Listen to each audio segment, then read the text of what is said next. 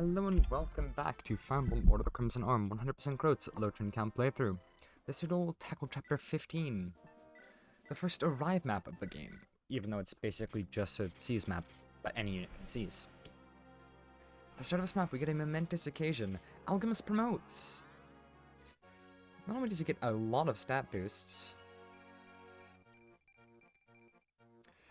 he also gains access to axes. He gets a D rank, so you can use the hammer and halberd immediately, alongside the steel axe. He'll never end up using either of them, but he does end up using a steel axe a couple of times just for the extra might it packs. Camille also promotes here. She gains access to staves. We have no reason to keep her unpromoted, and even though she gets no magic upon promotion, getting her extra speed and, most importantly, bulk matters more than getting her an extra point of magic. We give Wayland a speed wing and give Elaine the energy ring. This map is mainly going to be focused on getting experience into Wayland while trying to seize as fast as possible, or to arrive as fast as possible, rather. This map also has a Gaiden chapter. This is the last main map that Wayland has. Well, one of the last main maps Wayland has before he is forced to promote.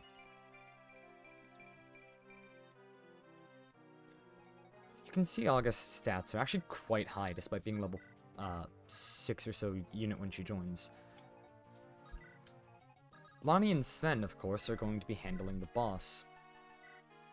And all the actual combat in the middle of the chapter. Everyone else is just spending time grinding. We visit this village specifically for the silver axe that we get from it. That'll be useful in Sven in a couple of chapters.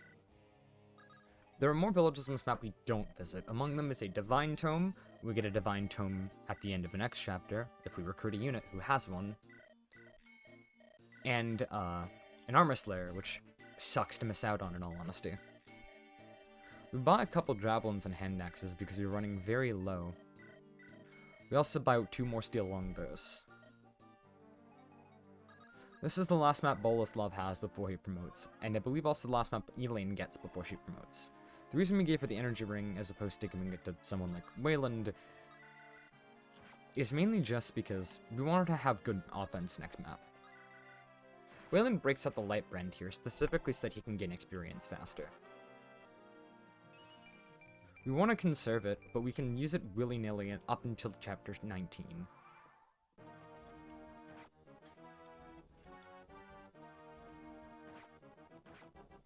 Lonnie's odds of survival here are admittedly kinda low, but she only has to spend a single turn with Sven in her saddlebags. Giving her the boots instead of Sven means that she's able to get more stats in this situation, or Sven would not be able to. Have better stats, and better survival odds, because she has a res stat.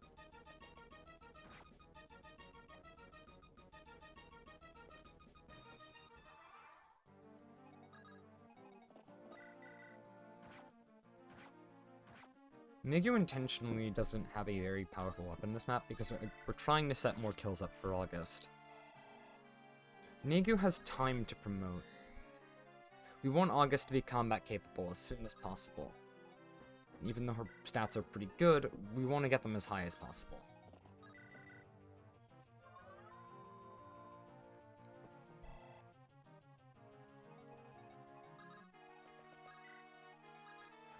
Camille gets some staff experience in this chapter. We literally do not care about her staff rank. Elaine will perform every bit of staff duty that we need on top of another unit that we get later. You might have noticed we've not deployed our first healer at all in a while, because we don't need to.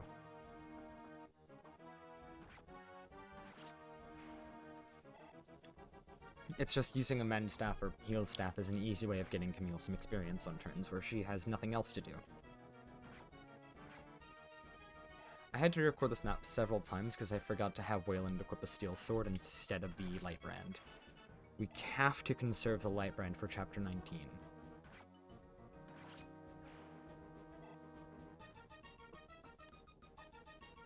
August uses now an axe instead of a hand axe in this map in this turn because it gives her better survival odds against those armor knights. It also means she doesn't get doubled by that monk. Her survival right now kind of matters more than her experience. She's able to pick up some levels in the next 2 maps anyway.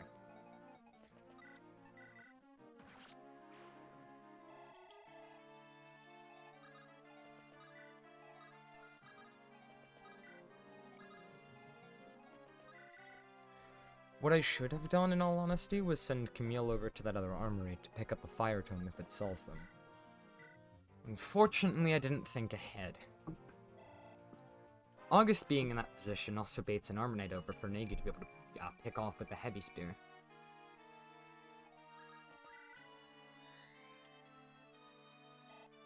We visit 2 more villages in this map. One that you see on screen now, which gives us access to an angelic robe.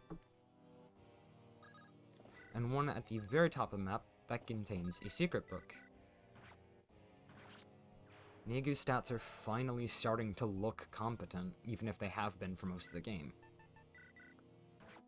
I should have used an axe reaver here instead of an iron sword. I was kind of anal about conserving my axe reaver, but it should work out just fine. That village on screen, I believe, is what contains the secret book. August uses the sword reaver there for the extra might. Her stats are, admittedly, kinda low, but she's almost as fast as Sven now. Those runs were not actually burnt for her survival during this enemy phase. It was for this crit.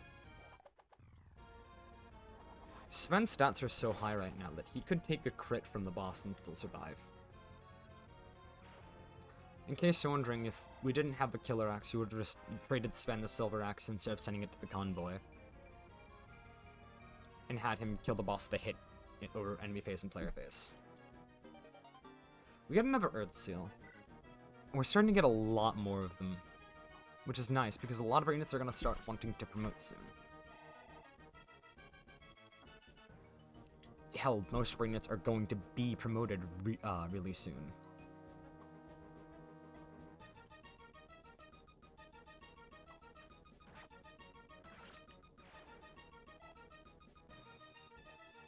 Lania's sword rank is completely inconsequential. I should have also just used the axe reaver for more lance rank, but that's not really an issue. With how we moved Katarina and Negu, we're able to have just the perfect setup.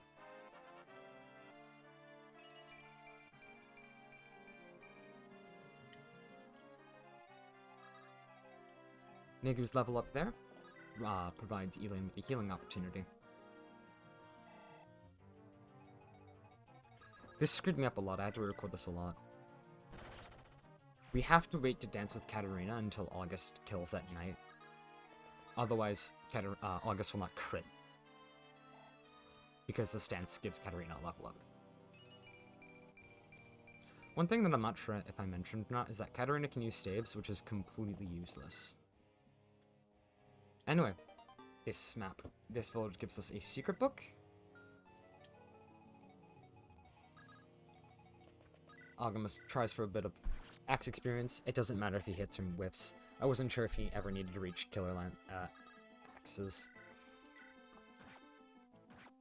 Bolslav gets a little more bow rank. Willem and Camille can't do anything. Built up a tiny bit more lance rank. And that's Chapter 15, cleared in 4 turns. Thank you for watching, and I'll see you next time for Chapter 15X, the penultimate Gaiden chapter. Goodbye.